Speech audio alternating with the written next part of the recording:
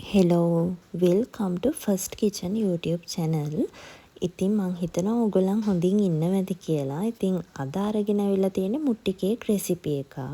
කොහොමද ව්‍යාපාරයක් විදිහට මුට්ටි කේක් පටන් ගන්නෙ, මුට්ටි කේක් හදන රෙසිපිය මොකද්ද, ඒ වගේම මුට්ටි තෝරගන්නේ කොහොමද, ඒ දේවල් ගැන මං ටිකක් කතා කරන්න බලාපොරොත්තු වෙනවා. ඉතින් ගෙදර නිකම් ඉන්න ගෘහණියක් නම්, එහෙම නැත්නම් ඔයගොල්ලන් ස්ටඩීස් කරලා ගෙදරට වෙලා ඉන්නවා නම්, නැත්නම් ස්ටඩීස් කරන ගමන් වුණත් ඔයගොල්ලන්ට හරිම පහසුවෙන් කරගෙන යන්න පුළුවන් පුංචිම පුංචි ස්මෝල් බිස්නස් එකක් ගැන තමයි මම අද ඔයගොල්ලන්ට ෂෙයා කරගන්න හිතුවේ.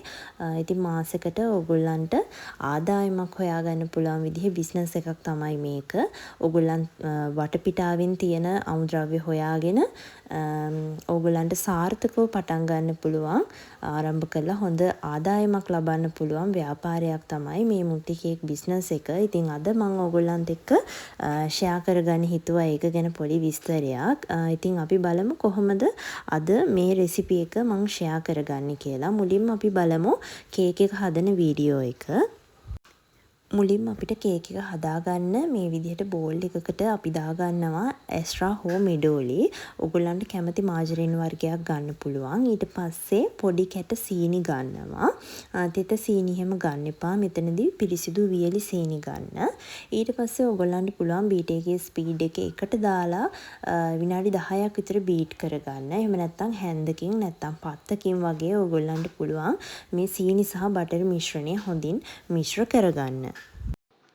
ඊට පස්සේ අපිට කරන්න තියෙන්නේ බිත්තර එක බැගින් බිත්තර අවශ්‍ය ප්‍රමාණය එකතු කරගෙන මේ විදිහට විනාඩියක් දෙකක් විතර එක බිත්තරයක් දාලා හොඳට ස්පීඩ් එක දෙකට වගේ දාලා හොඳට බීට් කරගන්න ඕනේ. ඒ විදිහට අනිත් බිත්තර ටිකත් එකතු කරගෙන විනාඩියක් විනාඩි එකහමාරක් විතර හොඳින් බීට් කරගන්න ඕනේ. එහෙම නැත්නම් හැන්දකින් නැත්නම් විස්ක් එකකින් ඕගොල්ලන්ට පුළුවන් මේ සීනි ටික දිය වෙනකම් මේ බිත්තර එක බැගින් දාලි වෙලා හොඳින් මේ සීනි ටික දිය කරගෙන මේ බැටර් එක හදාගන්න.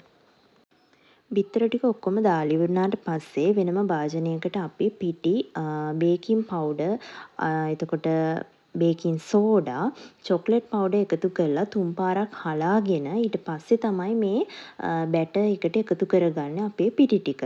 මෙතනදී අපිට පුළුවන් හැන්දකින් නැත්නම් ස්පැචුලා එකකින් මේ විදිහට ඒ අදාළ පාන් පිටි සහ චොක්ලට් පවුඩර් ටික මේ විදිහට හොඳින් මික්ස් කරගන්න. මෙතනදී කැට නැති වෙනකම්ම පිටි ටික හොඳින් දිය කරගන්න ඕනේ. හදිස්සියේ හරි කැට ටිකක් තිබුණොත් ඕගොල්ලන්ට පුළුවන් බීටර් එකකින් පොඩ්ඩක් වෙලා දාලා බීට් කරලා ගන්න. ඉතින් අතනදී මම කිරි සහ වැනිලා එකතු කරගත්තා. ඊට පස්සේ මේ විදිහට එකින් එක මුට්ටි වලට මේ කේක් බැටර් එක එකතු කරගන්නවා. මෙතනදී මම ටිකක් ලොකු මුට්ටියක් තමයි එකතු කරගෙන තියෙන්නේ. මේ ලොකු මුට්ටියට සාමාන්‍යයෙන් ග්‍රෑම් 250ක් විතර දාන්න පුළුවන්. ඊට පස්සේ මේ තියෙන පොඩි සයිස් මුට්ටි වලට ග්‍රෑම් 300ක් විතර දාන්න පුළුවන්. 250ක් 300ක් විතර සාමාන්‍යයෙන් දාන්න පුළුවන් පොඩි මුට්ටි 3කට.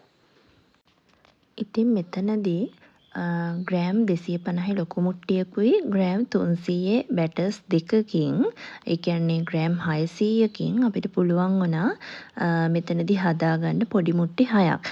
ඉතින් මේ ප්‍රමාණයන් වෙනස් වෙනවා. මම කඩේට ගියාම උනත් එකම තරම් පොඩි සයිස් මුට්ටි තිබුණ නැහැ.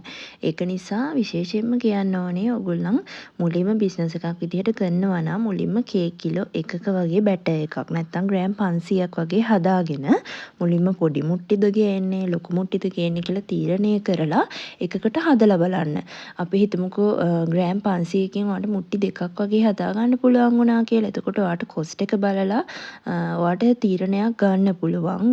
සාමාන්‍යයෙන් දල වශයෙන් අදහසක් ගන්න පුළුවන්. ඒ නිසා හොඳම දේ තමයි ඔයාලට හම්බෙන දේවල් වලින් මුලින්ම ගෙදරදී එකක් හදලා බලන්න ඕනේ. මොකුත්ම හදලා බලන්න නැතුව එකපාරටම බිස්නස් එකකට යන්න එපා. වට දෙක තුනක් හදලා තමන්ටම හොඳ අවබෝධයක් ගන්න පුළුවන් ඒක ගැන.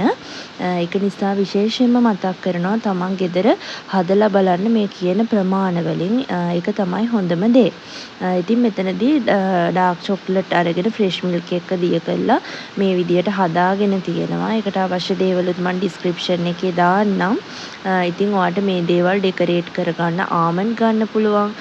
එක එක නට්ස් වර්ග. එතකොට චොක්ලට් චිප්ස්, ස්ප්‍රින්කල්ස් ඒ වගේ දේවල් ගන්න පුළුවන්. නැත්තම් උඩින් වයිට් චොක්ලට් ටිකක් දාගන්න පුළුවන්. කිට් කැට් ඒ වගේ දේවල් දාලා සරස ගන්න පුළුවන් බිස්නස් එකක් විදිහට කරද්දි කස්ටමර්ගේ අවශ්‍යතාවය අනුව ඒවා අපිට කස්ටමර්ට හදලා දෙන්න පුළුවන්. ඉතින් මුලින්ම පටන් ගන්නකොට ඕගොල්ලන් අර මං කියපු විදිහට කිලෝ එකක වගේ බැටර් එකක් හදාගෙන මුට්ටිත් වෙළඳ පොලේ සයිස් 3කට වගේ ගන්න තියෙනවා මේ මැටි පාත්‍ර. ඉතින් ඒ දේවල් අරගෙන ඕගොල්ලන්ට සාමාන්‍යයෙන් බර එහෙම කිරලා මුට්ටි වලට දාලා බේක් කරගද්දී ඔයාලට හිතා ගන්න පුළුවන් කිලෝ එකකින් මේ මුට්ටි කොච්චර වගේ ප්‍රමාණයක් මේ බේක් කරගන්න පුළුවන්ද කියලා. ඒත් එක්කම කියන්න ඕනේ මේ මුට්ටි ගනිද්දී අනිවාර්යයෙන්ම ඕගොල්ලන් පිරිසිදු කරලා ගන්න. ඒ කියන්නේ වතුර දාලා හොඳට හොදලා ඒවා අවුවේ වේලලා සම්පූර්ණයෙන්ම තෙත හිඳුනට පස්සේ තමයි බේක් කරන දේවල් වලට ගන්න ඕනේ. මොකද ඇතුලේ තෙත තිබ්බොත් ටික දවසක් යනකොට මුට්ටිය පුස් කන්න පුළුවන්. එදාම කනවා නම් කිසිම ගැටලුවක් නැහැ. ඒක නිසා මේ දේවල් ගැන සැලකිලිමත් වෙන්න. ඒ වගේම තමයි මේ මුට්ටි කේක් වහලා තියන්න ක්ලියර් රැපින් කියලා වෙළඳ පොලේ ගන්න තියෙනවා. ඕගොල්ලන්ට බලා ගන්න පුළුවන් වෙයි ටිකකින් මම මේව ඔතනවා පොඩි ඉටිකොල රෝලකින් වගේ. ඒව සාමාන්‍යයෙන් කේක් බඩු කඩවල් වල නැත්තම් ෆුඩ් සිටි වලින් ගන්න පුළුවන්. ඒකෙන් තමයි මේ මුට්ටි කේක් එක සීල් කරලා වහගන්නේ. ඊට පස්සේ ඕගොල්ලන්ගේ බිස්නස් එකට අදාළව තියෙන ලෝගෝ එකක් දාලා ඉතින් මේ දේවල් බබල් රැපින් එකකින් වගේ වහලා ඔයාලට පුළුවන් කස්ටමර්ට දෙන්න නැත්තම් මුට්ටි බිඳෙන්න පුළුවන්. ඉතින් ඒකත් බලන්න ඕගොල්ලන් කොහොමද මේ දේවල් ඕගොල්ලන්ම ගෙනිහින් සීල් කරනවද නැත්තම් ඒක ළඟ වටපිටාවට සෙල් කරනවාද කියන එක ඕගොල්ලෝ බලන්න. ඉතින් කාටම හරි කෙනෙක්ට මොනවම හරි මුට්ටි කේක් සම්බන්ධයෙන් අහන්න මැසේජ් එකක් තියනවා නම් දාන්න. මොකද මම ඊළඟට ආයෙත් හැදුවොත් ඒ හදන වීඩියෝ එකත් එක්ක ඕගොල්ලන්ගේ ප්‍රශ්න වලට උත්තර ගේන්න ලෑස්ති. ඒක නිසා ඒකත් මතක් කරනවා කාට හරි මොනවා හරි ගැටලුවක් තියෙනවා නම් අනිවාර්යයෙන්ම කමෙන්ට් එකක් දාන්න. මට ඒවට රිප්ලයි එකක් දෙන්න පුළුවන් වුණොත් මම ඒවට හරි රිප්ලයි කරන්නම්. ඉතින් කවුරුම හරි මේ බිස්නස් එක පටන් ගන්න ඉන්නවා නම් අනිවාර්යයෙන්ම පටන් ගන්න. මේක චොක්ලට් කේක් විතරක් නෙමෙයි ඔයාලට බටර් කේක්, රිබන් කේක් අවශ්‍ය විදිහට අයිසින් දාලාද, චොක්ලට් දාලාද ඒ අවශ්‍ය ක්‍රම වලට හදා ගන්න පුළුවන් Tamanට ආවේනික ක්‍රමයකට. ඉතින් අදට මම ගිහිල්ලා එන්නම්. මම හිතනවා මේ වීඩියෝ එක ඔයගොල්ලන්ට ප්‍රයෝජනවත් වෙන්න ඇති කියලා.